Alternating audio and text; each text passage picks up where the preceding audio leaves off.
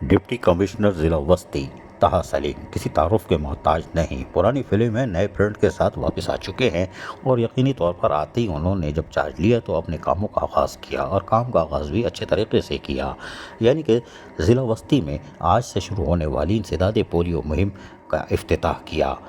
Deputy commissioner ضلع وسطی طه سلیم نے government children hospital Shadman north Nazimabad town میں 5 سال سے کم عمر کے بچوں کو پولیو سے بچاؤ کی ویکسین کے قطرے پلا کر پولیو مہم کا باقاعدہ افتتاح کیا، ربن بھی کاٹی، ماشاء اللہ۔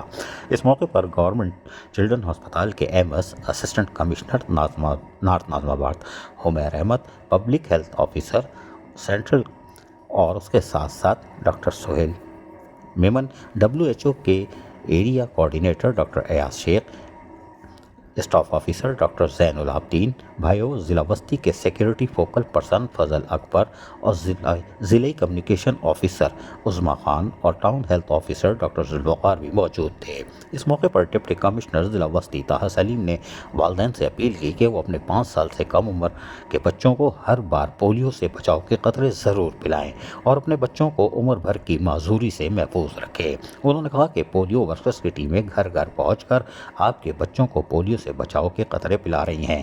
ٹیمیں نہ آنے کی صورت میں انتظامیہ کو فوری طور پر آگاہ کریں۔ اس موقع پر دیگر مقررین نے بھی پولیو مہم کی بیماری کے سنگین نتائج کے حوالے سے حاضرین کو آگاہی فراہم کی۔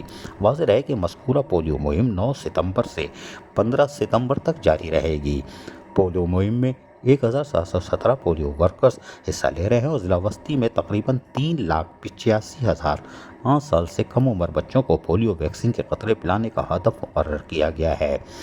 ڈپٹی کمشنر ضلع وسطی طه سلیم نے امید ظاہر کی ہے کہ والدین اپنے بچوں کو موذی مرض سے محفوظ بنانے کے لیے عملی طور پر خود آگے آئیں گے۔ عزیز عارف، KBS بلدیاتی نیوز، کراچی۔